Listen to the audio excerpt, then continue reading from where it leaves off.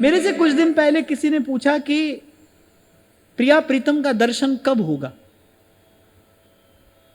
तो ऐसे तो मैं वैसे ऐसी सब बातों का उत्तर नहीं देता हूं,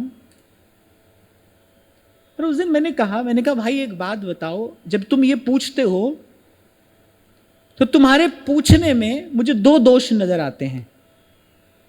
पहला दोष तो यही कि तुम प्रिया प्रीतम को साधारण समझते हो, और दूसरा यह कि अपने आप को इस योग्य समझते हो, अपने आप को श्रेष्ठ समझते हो, तभी तो पूछते हो दर्शन कब होगा।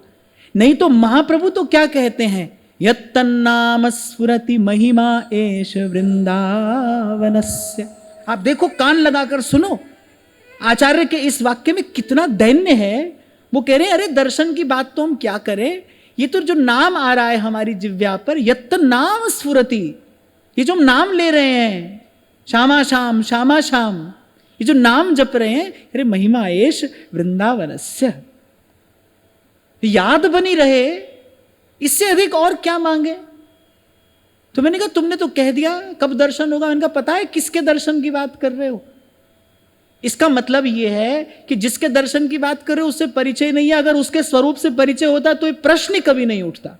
अगर प्रिया प्रीतम के स्वरूप से किंचित परिचय हो जाए, नाम जप की कृपा से, गुरु कृपा से, कभी मन में ऐसे ऊट पटांग विचार आएंगे ही नहीं। कब दर्शन होगा, कैसे होगा, 2 साल में होगा, 5 साल में होगा। अरे देखो अपनी ओर, क्या कह रहे हैं महाप्रभु जी, क्वाहम तुच्छः परम अधमः प्राण्य हो गर्र कर्मा।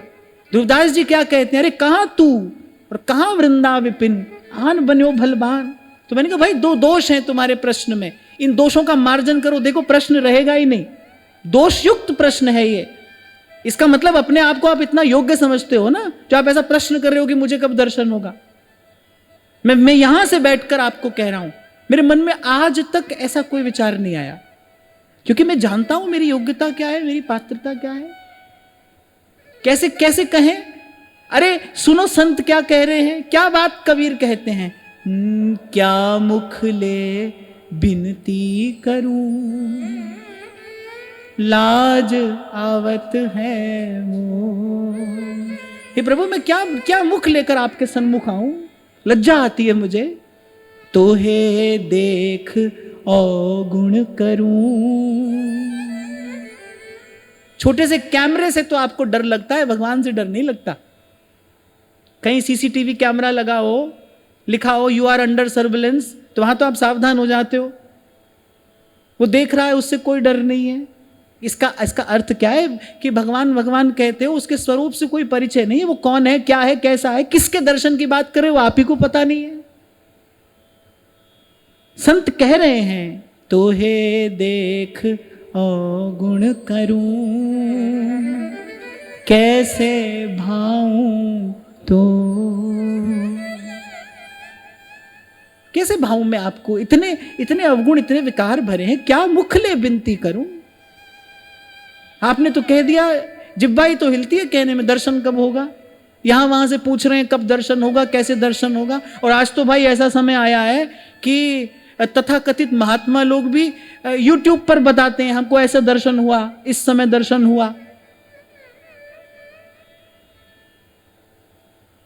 कितना पाखंड है ये, निरा पाखंड है, निरा पाखंड। किसकी बात करते हो। यो ब्रह्म रुद्र शुक नारद भीष्म मुख्यैरालक्षितो न सहसा पुरुषस्य तस्य, उसकी बात करते हो।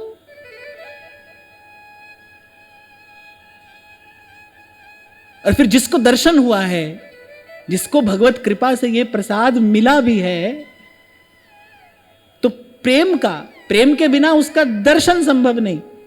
ज्ञान से अनुभव हो जाएगा, ज्ञान दर्शन नहीं करा सकता। इसलिए भगवान ने ज्ञानी भक्त कहा है, ज्ञान से अनुभव हो जाएगा, बिना प्रेम के दर्शन संभव नहीं है। और प्रेम का पहला सिद्धांत है गोपन। प्रेम का सबसे पहला गुणधर्म है गोपन। महाप्रभु के रूप में कौन आया, प्रकट प्रेम को रूप धरी श्री हरिवंश उदार। महाप्रभु का कोई वाक्य, महाप्रभु की कोई चेष्टा, महाप्रभु का पूरा जीवन वृत्त आप देख लीजिए।